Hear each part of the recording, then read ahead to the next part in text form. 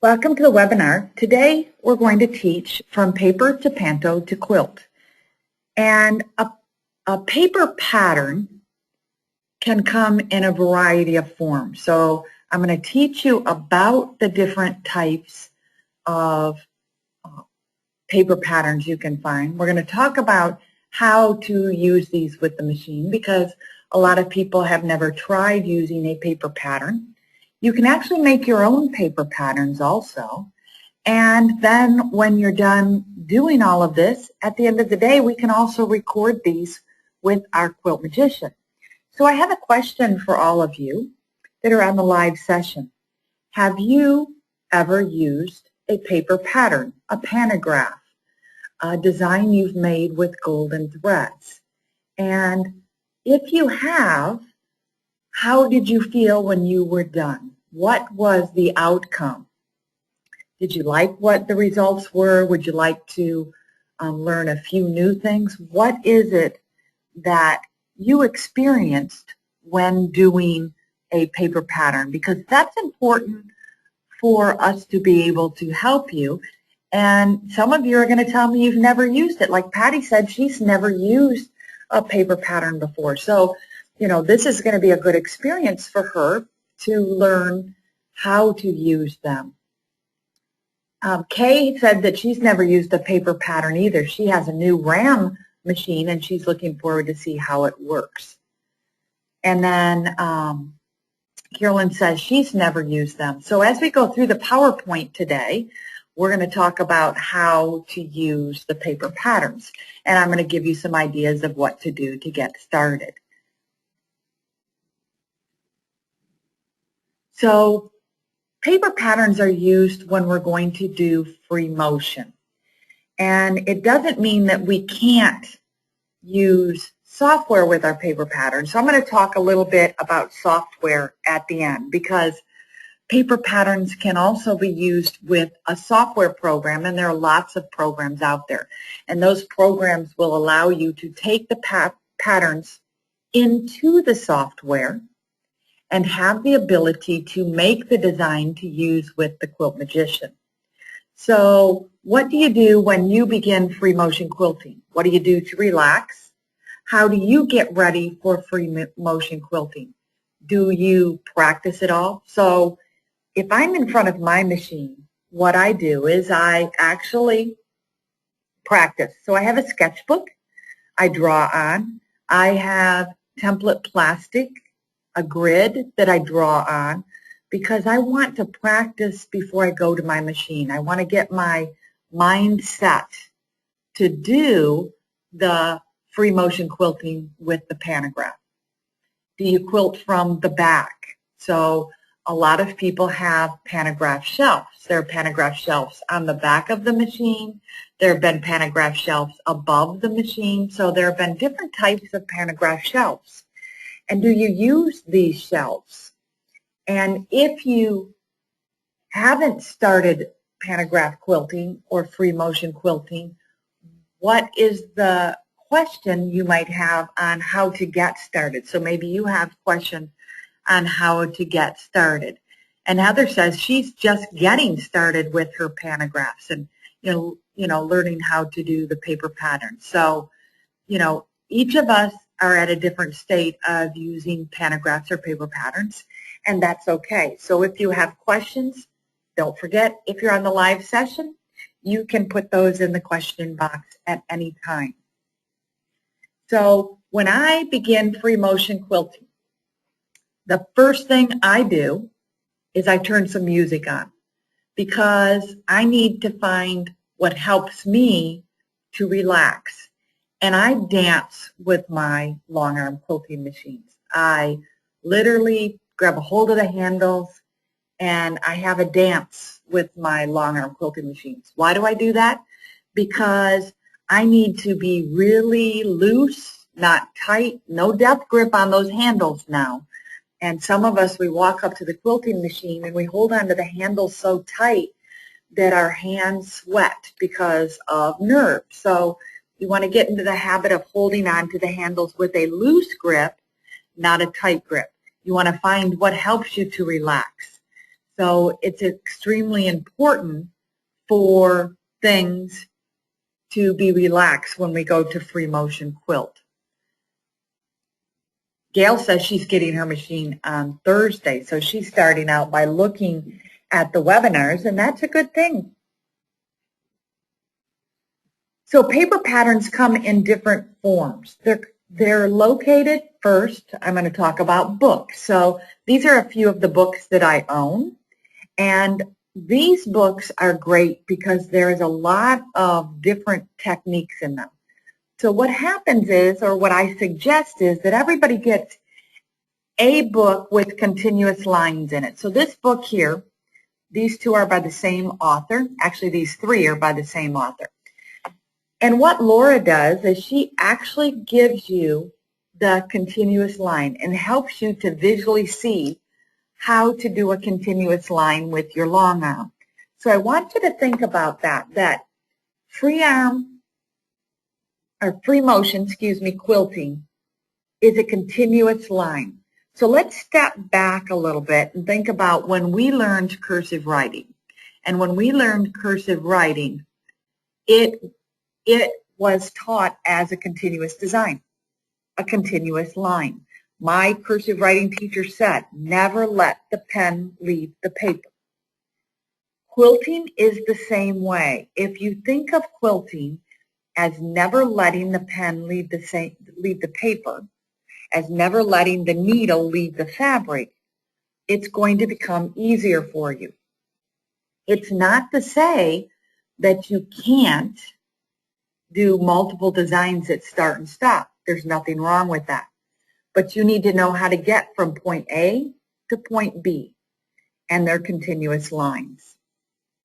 So the freehand quilting here, this is a book with some instructions for freehand quilting. Here we have the continuous line quilting along with the other two continuous line quilting books by Laura, and she tends to put 250 continuous lines in each of her books, and you could use just elements from those. So if you like the tall snowman here and you wanted to just free motion quilt that one and not the little one, you could do that, or the cornstalk with the pumpkins here and eliminate the gourds. So it makes it very nice for you to be able to do things because there's lots of resources out there. There are so many resources out there that we didn't have when we began to free motion quilt, that it makes it really easy for me to be able to teach because of the resources we have. Now I would consider Laura's designs very characteristic, meaning a lot of characters, a lot of stylistic things, birds and plants and animals and buildings. So those are realistic looking pieces. Then when you go into the modern quilt designs here, these are very, what I would almost call whimsical. And a feather isn't just a feather, it's more of a whimsical, maybe even sometimes wonky. This free motion book by Ava, these are more traditional style designs, along with Carol's. Hers are much more traditional style designs with fillers. So you want to look at the books and figure out what will work best for the type of quilter that you are.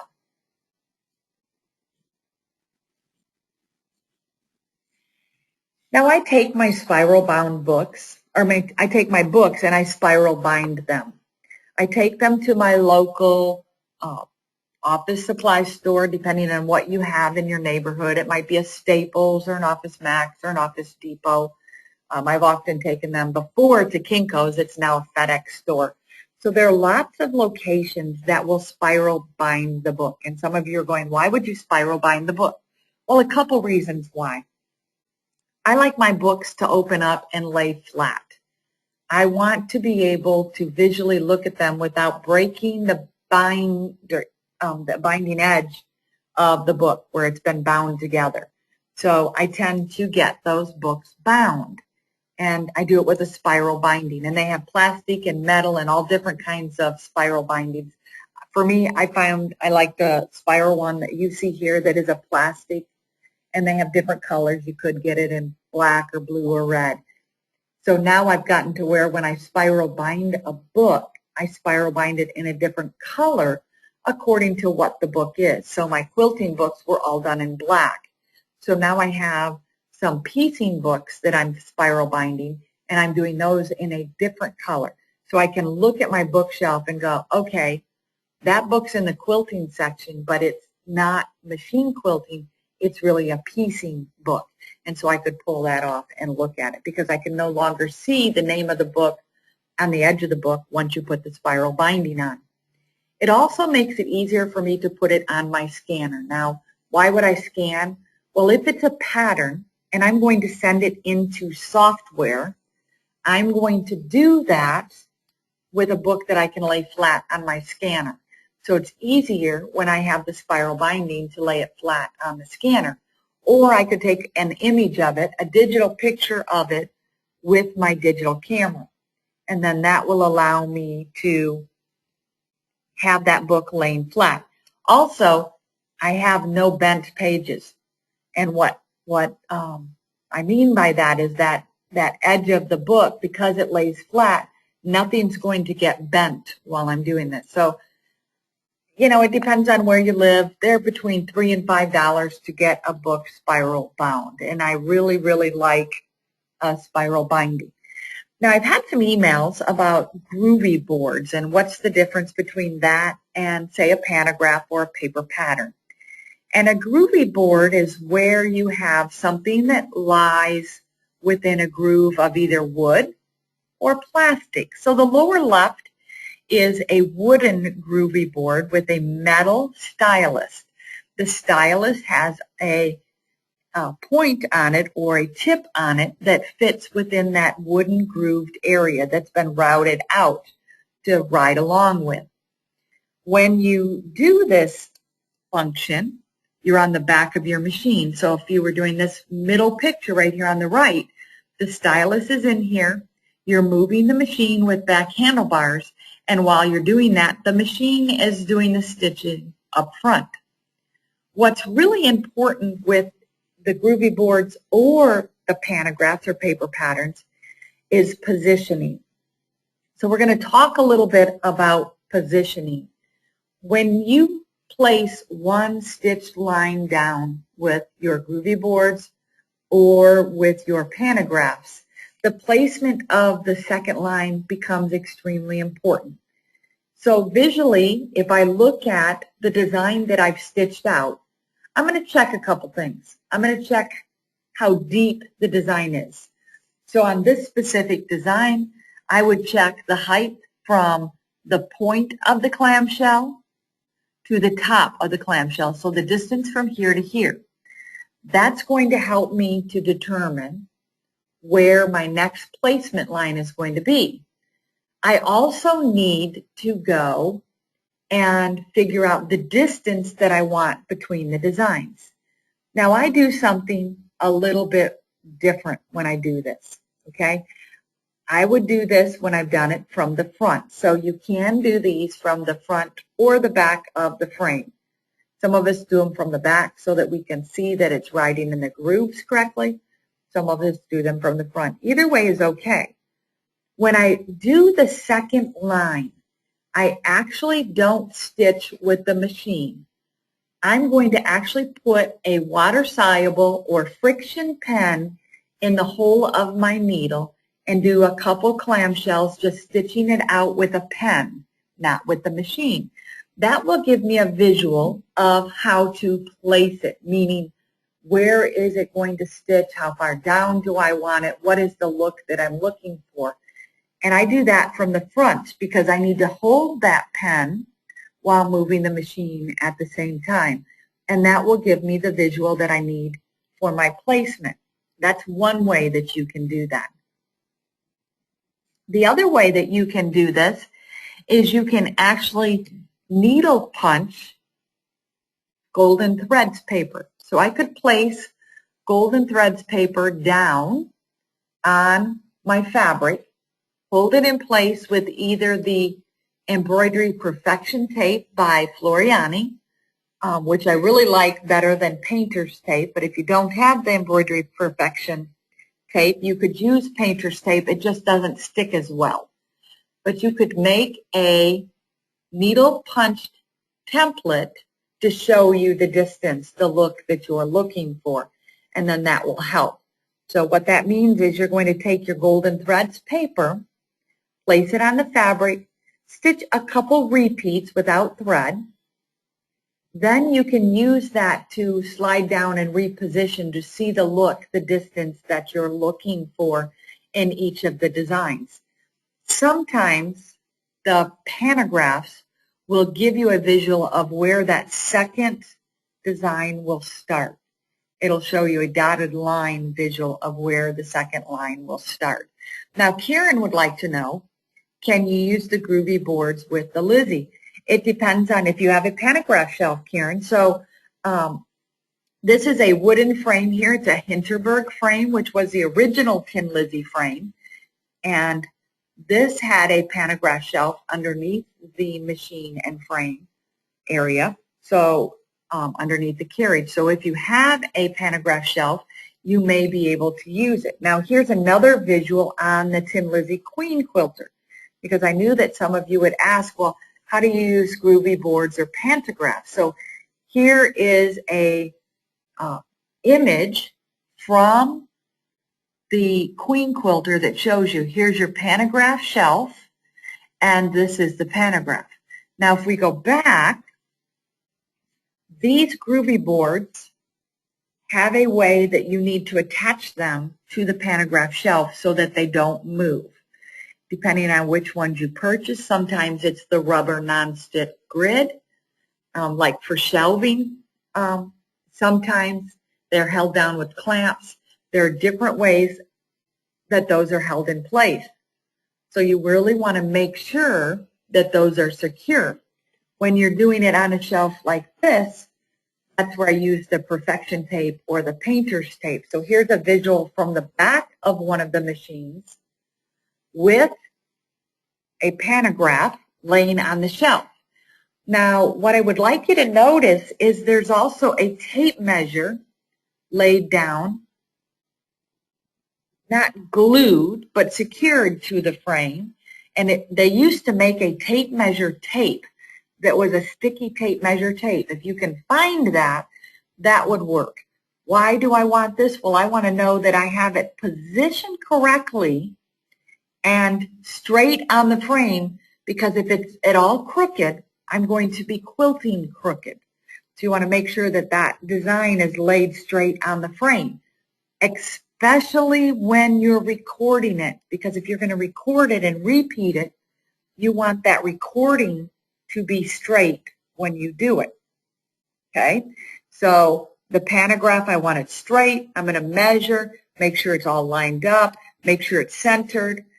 I'm also looking at this, that it's an edge-to-edge design, so I'm going to start it off the quilt top and have it end off the quilt top. So I want to make sure that those lines are lined up correctly.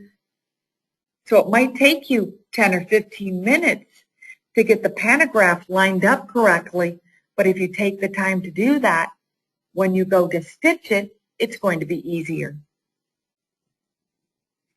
So here you can see that there's a laser light, and that laser light you're following as you move the machine in free motion.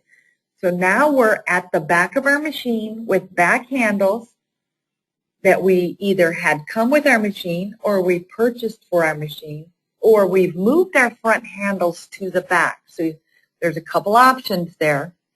And now we're in the back of the machine and we're following the pantograph and the laser together. Now the first few times you do this, it's not as easy as what we would always like it to be. So a couple tips I'm going to give you. This specific pantograph that you see, there are little arrows right here, and that's telling you which way to go.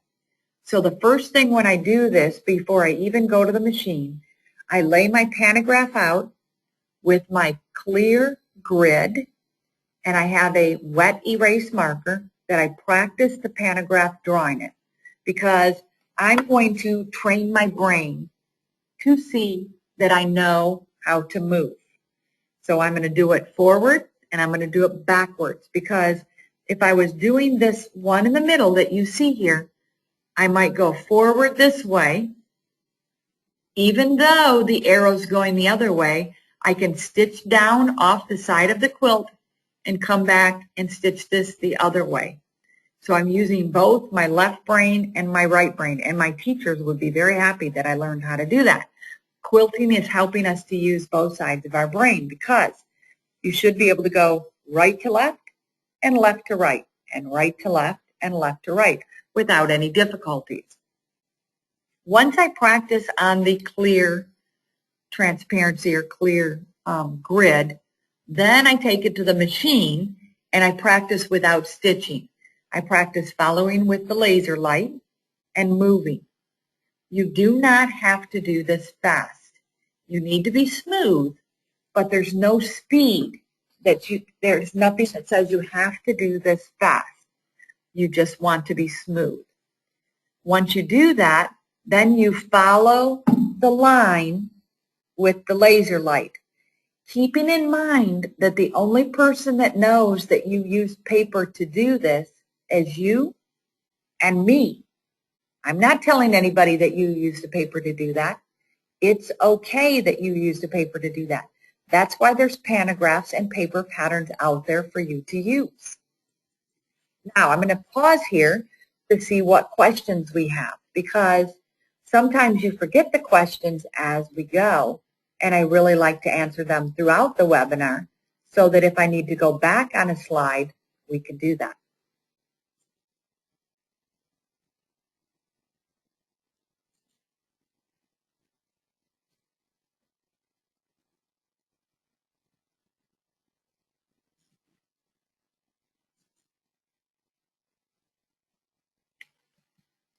The question is, if your machine did not, or frame did not come with a laser light, can you buy one? You can. Laser lights in the beginning didn't come with all the frames. It was an optional item, and that is something that you could call any of the Tin Lizzie Learning Centers and get a laser light for your frame. They'll need to know what machine and what frame you have in order to get one that will work with your setup. Not all of them work with every setup. So Patty would like to know what the difference is between the Groovy boards that are wood and plastic. Now, to be honest, there's really nothing different except for one is made with wood, one is made with plastic, but the stylus is different. So if you look at this stylus here, it's a metal stylus with a different style end than what goes in the plastic one.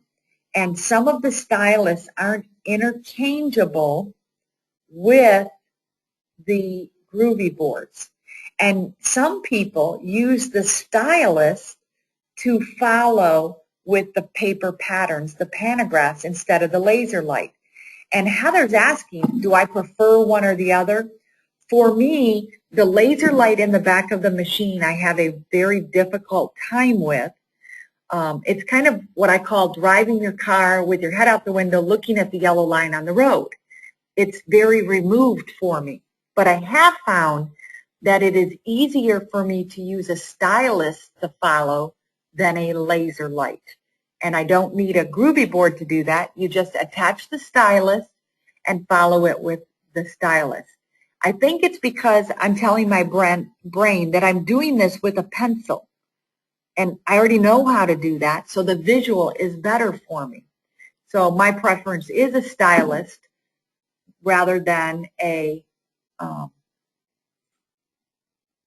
laser light. But I also do put my pantographs up front. If I'm going to record them for robotics, I actually tape them on my fabric, on my machine area up front, and I just follow them as if I was free motioning on my machine up there. That is even easier for me than it is from the back. So Kay would like to know, how do you line up the next section of stitching once you've moved the quilt forward? Well, I don't move my quilt forward until I've marked that next line. So if I go here and we back up here a moment, actually it was forward. If we go here, with this design, if I was stitching out any of these designs, and let's just say I'm stitching out this design right here, that design may only be 6 inches and my machine is either 18 or 26. So I can position the next one, mark the next one where I want it before I roll. Because once that's rolled up in my take-up rail, I can't see it. So I tend to mark it and know that distance before I do it. So that's where that paper pattern that I've needle punched with my Golden Threads paper, or I draw this on the clear grid so that I can line it up and see visually what it looks like. So there's a few different ways. Gail would like to know if I practice on clear plastic sheets. The grid that I use is a clear plastic. It's a heavier plastic than just the plastic like a tablecloth plastic. It's specifically made for quilters. For me, I find that's easier to do because it's gridded out and I have the lines to follow. And so for me, I like that visual. But I do know a lot of people that use clear plastic to do it and have very successful luck.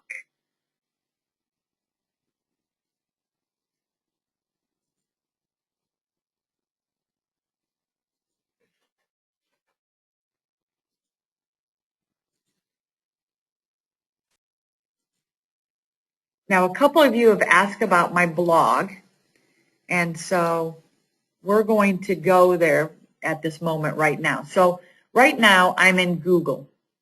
Okay, so I opened up my internet browser and I'm in Google. And I'm going to type in "Sew Special" with Denise with no spaces, okay, and push enter. It will be the very first thing that comes up because it's a Google blog. And on that Google blog, what I do is I put information that will help you to find things. So one of the last posts I did talked about the grid. So here's the grid, okay, and it's 36 by 36 that you can use. So if there's something specific that I may have talked about or posted, you can actually search these. So if you go up here to the search engine, and let's just say you typed in batting, okay? So there's the word batting, and click enter on your keyboards. It's going to pull up batting or all of the batting information that I've posted. So as you see here, there are a few things that I've posted on batting. So the other thing that you can do is you can follow, you can type your email address in here and submit and be able to get to some of the things that I've posted. Why is that important? Well, I think that a lot of the time questions come up, and the best way for me to answer those is to post those questions on my blog so that everybody has the answer. So a lot of times if I get the same question twice or a question a few times, I'll post the questions and answers there on the blog. Or even if I have to do an extra little video of something, I post it there. So that's what I utilize that space for.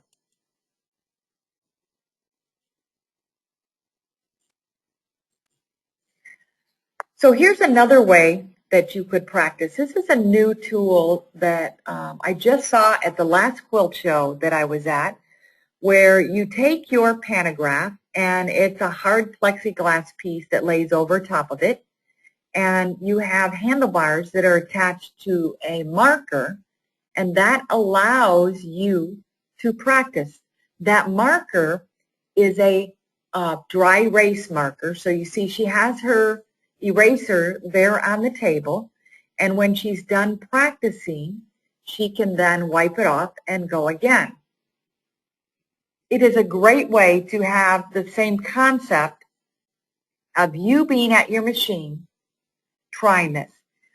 The big thing I would say is, not that the lady's doing it wrong here, but a suggestion is raise yourself up so that your arms are above the table, because unless you stand with your arms leaning on the frame, you don't have the aid of what she has with the table.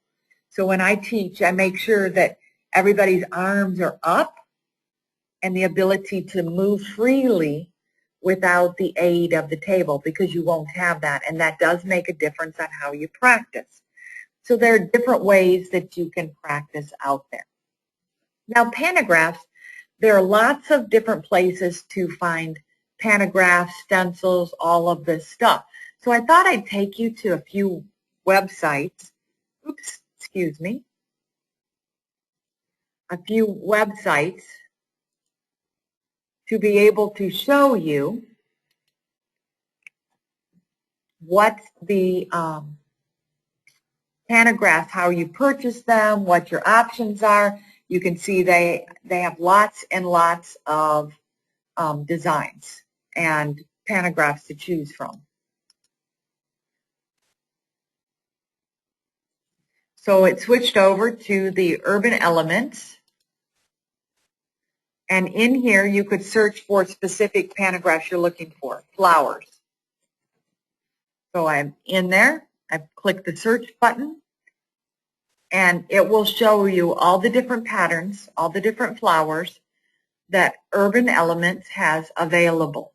And she also lets you know what's new. So over on the right, you can see what's new. Over on the left, you can see the different pantographs she has. What's neat with hers, and I have quite a few of hers, is, as I was saying earlier, a lot of the pantographs will show you your repeat. So they'll show you how to line it up and get your next design to line up. She also lets you know that this is 13.25, so 13¼ inches high. That's the distance from the top of it to the bottom of it. And it's 144 inches long. So depending on the size space that you're looking to do a pantograph design, and this is an edge-to-edge design, it may vary what you're looking for. So you'll definitely want to, search for the designs, figure out what you're looking for, and then go from there.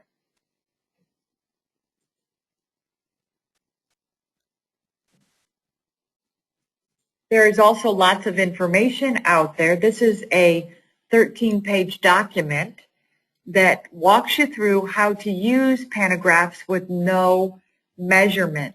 And this is found at longarmuniversity.com.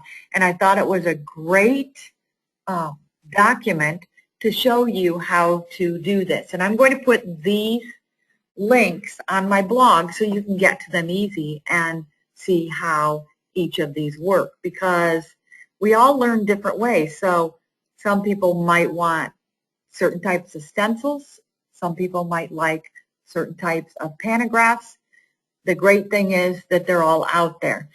This is Ann Bright's website, so she has lots of paper pantographs. She has information for resizing.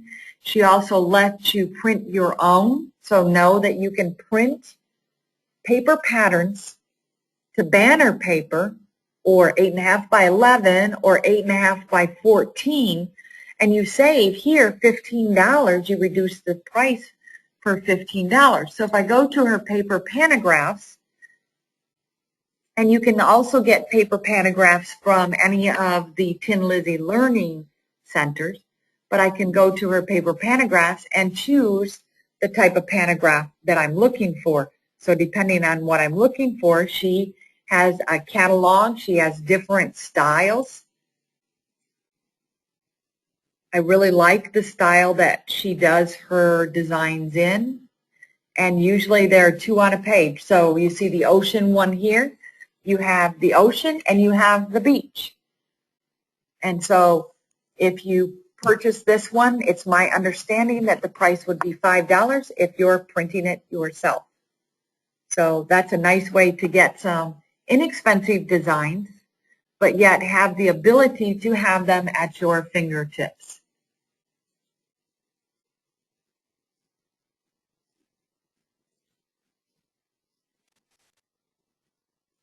And the last one I'll take you to is the Stencil Company. And they have a couple things that I thought would be neat that you would like. They have Pantograph paper. So here's your Pantograph paper that you could print with. They have Pantographs in collections, and then they have Pantographs singly. So again, many things to choose from. You're going to find what you like best, and the great thing is that there are lots of choices out there. Now, when you go to your Quilt Magician, you're going to go to the Home button, and you're going to go to Free Motion. And that's really important to know because you need to know how to record this if you want to record this. And notice the Pantograph Shelf here has slit lines. So if you're looking at the machine here, this Pantograph Shelf has slit lines. So here is the Pantograph Shelf in a close-up, and you see these little slit lines. Well, these lines will help you to line things up. They'll help you to keep things straight.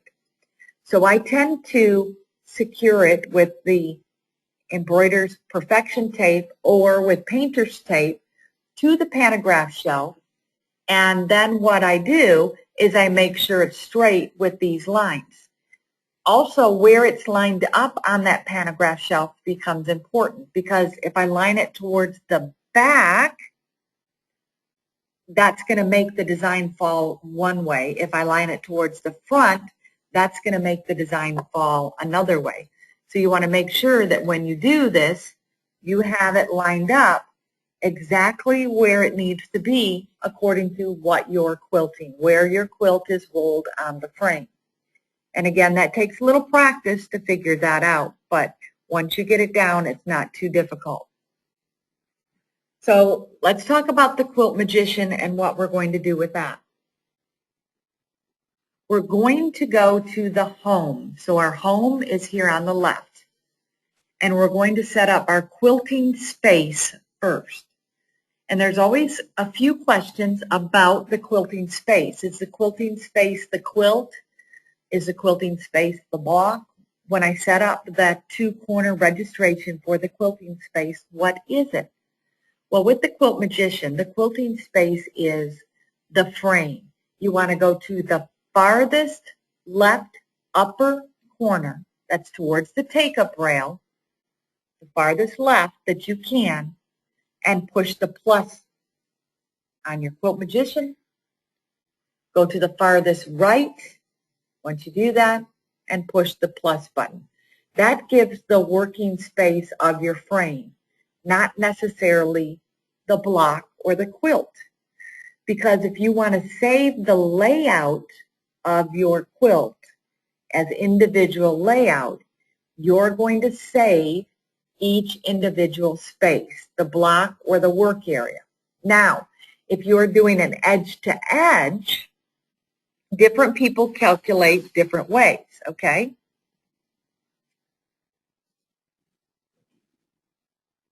Okay, so here's our free motion. I'm getting ready to do my free motion, and I'm going to calculate before I get there how I'm going to do the free motion. So I'm going to look at my quilt, and let's just say it's 100 inches. I need to determine how big of a pattern I can put within that space to make the repeats repeat exactly the same. That's what most people think, okay? But keep in mind, it has to go off the quilt on all sides. You don't want to start right at the edge. That would not be good, especially if you're doing a design that has a specific open space in it. So what I tend to do is I take that 100 inches and I add my 3-inch border all the way around, which will make it 106. And then I divide that 106 by a number. It could be 10 inches, it could be 12 inches, it could be 11 inches. I need to see how many repeats I can put in the quilt to make it come out semi-close to all of them fitting within that space. You also have to take into account that it could be that it is a nesting design. a design that fits within the space of a previous design. And I'll take you and show you on some of those pantographs what those are in just a moment. So once I calculate that, when I set my pattern box, so my pattern box is here. When I set that pattern box, I'm going to set it for that predetermined space that I have figured out. So if you look at this design right here, let's pull it up large on the screen. Okay, you see that it's nesting. It goes up in the space of the previous design. If I were to take a straight line across this, the red and the blue cross over. The red comes down, or black, and the black goes up. That's a nesting design. So a nesting design is going to calculate different than what a design that is a non-nesting design that butt up to each other. So that's going to determine also where I start, where I begin. So once I get to free motion, the icon comes up for me to be able to start and save. I've gotten a couple email questions on, well, how do I discard? You can save it and then delete it. So I save everything and then I delete, and I take them into software and I manipulate them. So depending on what you're doing, you might save it. If you have software, and I'm going to do a little software demo here in just a little bit just to give you an idea about software, to show you that there are different options out there for you to be able to make your own designs. I'm also going to go to electric quilts because there are paper patterns in electric quilts that not everybody realizes are in there.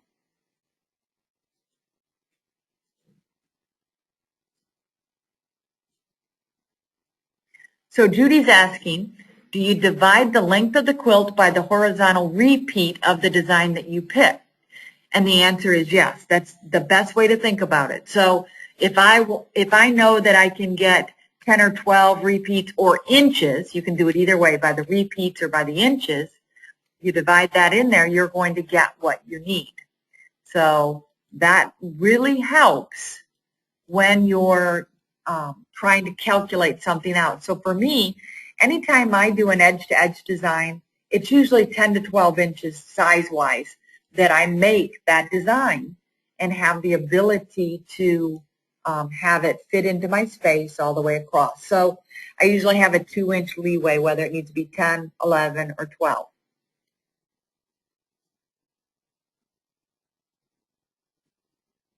Yep, so Karen's asking if I could repeat the math steps again, and I can.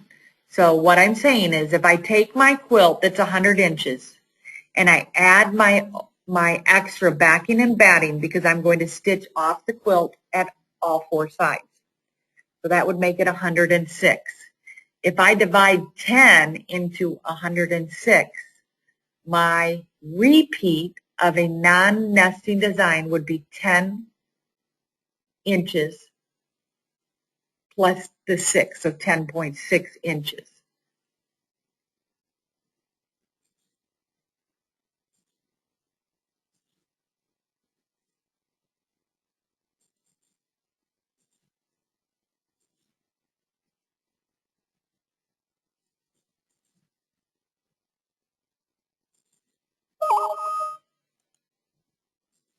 So I'm in electric quilts. I've pulled up a Storm at Sea quilt that I've been working on.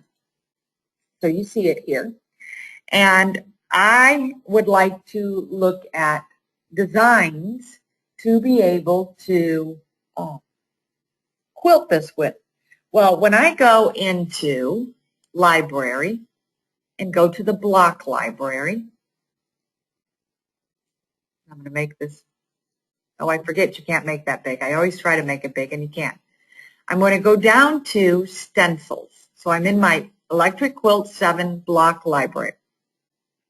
And I'm going to go down to stencils. And in here, these are all stencils that you could literally print out and stitch. So you can print them on banner paper. You could print the repeats and record it with your Quilt Magician. There are lots of different choices that you have. Well, in electric quilts, let's just say that I was going to do the wave. I'm going to add that to my sketchbook. See if there's anything else here that I might do. Let's do the heart and add it to my sketchbook. And since there's going to be a blood moon this week, I'll do the moon and the stars because we have a beautiful full moon going to be this week. You have different layers here. So you have layer 2 and layer 3. Well, now, if I view the sketchbook and I go to my blocks and I go to my stencils, notice that I have a few stencils in here to choose from. Then I can lay these out on the quilt to see what it looks like. So here's a stencil that can become a pantograph, an edge to edge. And what's nice about it is that I could adjust it if I needed to. If there was something in here that I wanted, maybe I wanted the wave to adjust a little longer or change it slightly, I can do that. Maybe I'd like this to be rounded so I can convert things. So I just converted that to a guide, or I can take the curve and pull it in or pull it out depending on what I'm looking for. So you can see I can adjust that. So in electric quilts, a lot of people don't realize what they have. So I thought it was really important to show you that even in electric quilts, you have stencils. You have lots and lots of patterns to choose from. So those are borders, there are boxes, which are blocks, there's Celtic, curves. How many of you knew this? How many of you have electric quilts? How many of you are really excited to find this out? I was when I found it out because I don't have to think too hard to make these. I could print them on paper, put them in a clear protectant sheet as I use them. I wouldn't print all of them. I'd just print them as I needed them. And then I can use my golden threads paper to draw it out and make my repeat designs. And a lot of you are saying, I had no idea. Oh my gosh, I didn't realize what I have. And it's great to be able to, have this. So I'm glad that, I have Electric Quilt 7 to teach you that you can do this, because all of these are designs that you can free motion quilt, you could record with your robotics, and you now have a whole slew, and I'm not even sliding the slider bar over to get that. Now, if you don't have Electric Quilt 7, you can contact any of the Tin Lizzie Learning Centers, and they can special order it for you. Let them know you saw it on your webinar today or your recorded lesson today, and they'll get it ordered for you, because it is a great piece of software to have to go along with the rest of your equipment. So here are even more. And you can make your own from scratch. So lots and lots and lots and lots.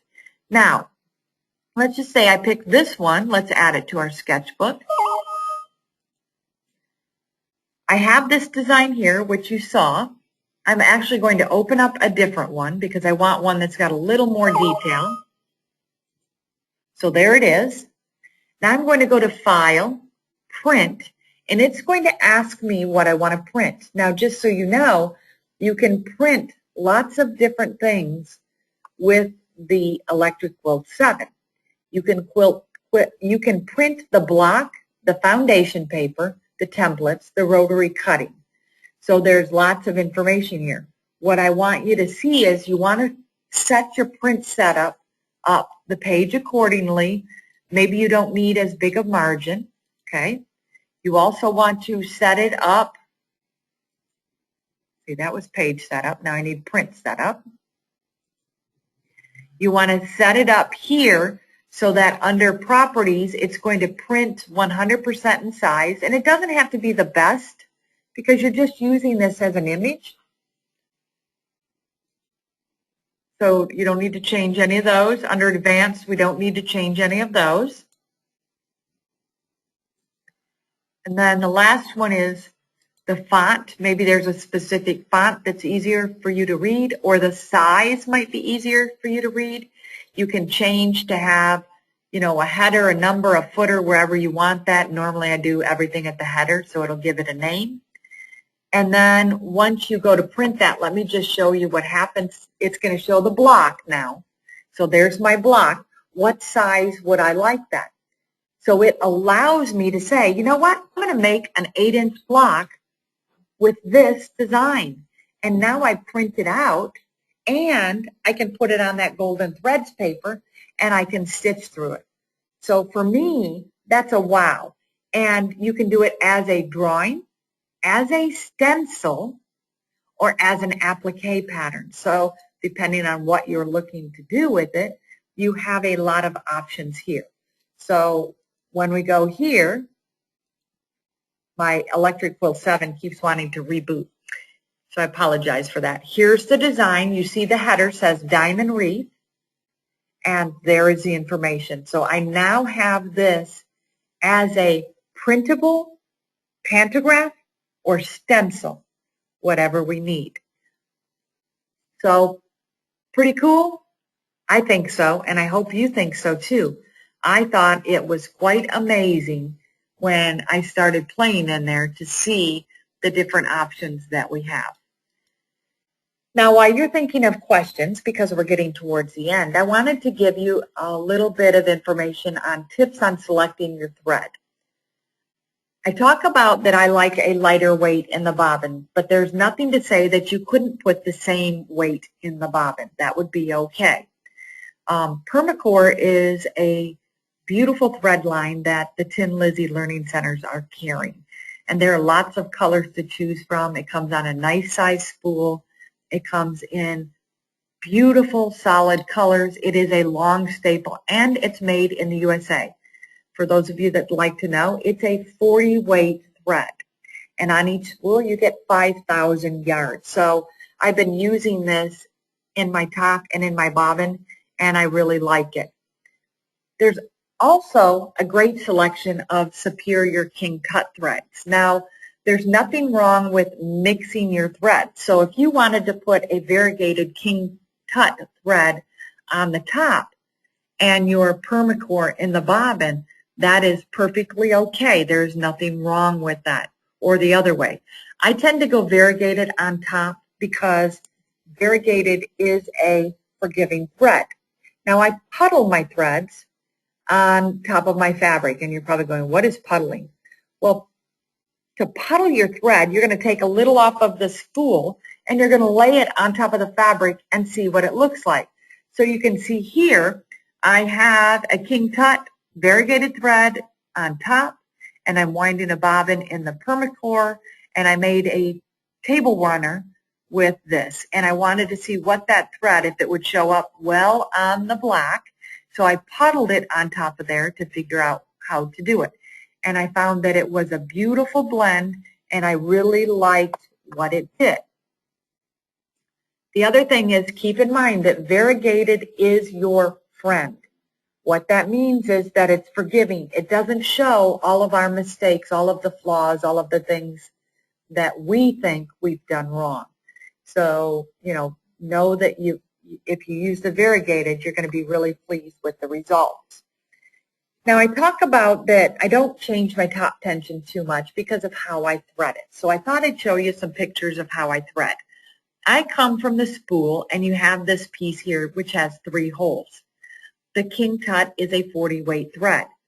I thread from back to front through this front hole, and from back to front through the last hole. I do the same thing on the piece on my machine that is right here. I thread through the first hole, top to bottom, and the second hole, top to bottom. If I put a lighter weight thread on my machine, I then go through all 3 holes, wrapping it as I go. And I just wanted to clarify that because there were a few emails that came in asking about the threading and how I thread. And that's how I thread. So that helps me to very rarely have to change my top tension. Not that I don't. It just helps me to make it easier.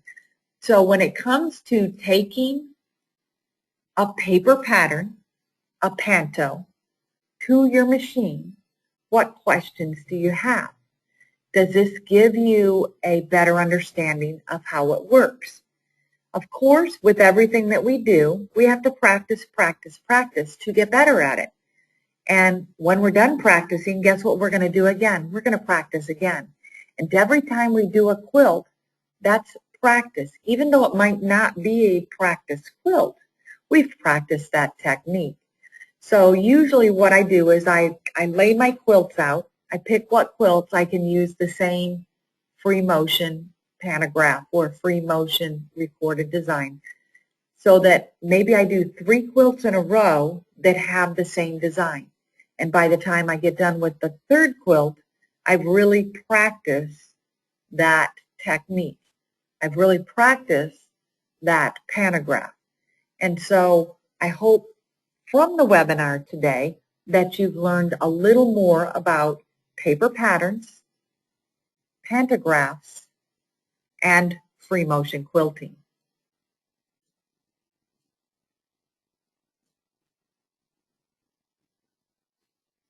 So Carolyn has a great suggestion. She went to her local store, a Lowe's or Home Depot. You can get it probably at any of them. And they cut her a piece of plexiglass the length of her Pantograph shelf. And she covers her paper patterns with the plexiglass to ensure that they're straight. So you might want to draw some lines on the plexiglass, Carolyn, you know, just some small lines to make sure that everything's straight underneath there, or have some registration lines to help you line things up. But that's a great way to hold your paper patterns in place and probably makes it really nice. And it's probably not the full length if you have a 10 or 12 foot. You probably have it laying on your quilt frame in sections, which is still a wonderful idea. So thank you for sharing that with us today. Jane would like to know, if you use a monofilament thread on the top, do you need to tighten or loosen the top thread? Usually you're going to loosen it a little bit. So you may find with a monofilament that you only need to go through one of those holes, which would be the center one, as opposed to 2 or 3 holes. So now it is time to try those pantographs and dance with your quilting machine, Kay. And I'm going to go to my machine that I have here and start quilting and dancing with my quilting machine. So as always, every day, I ask you to enjoy your quilting, happy quilting, and have fun with what you do, because that's why we do this.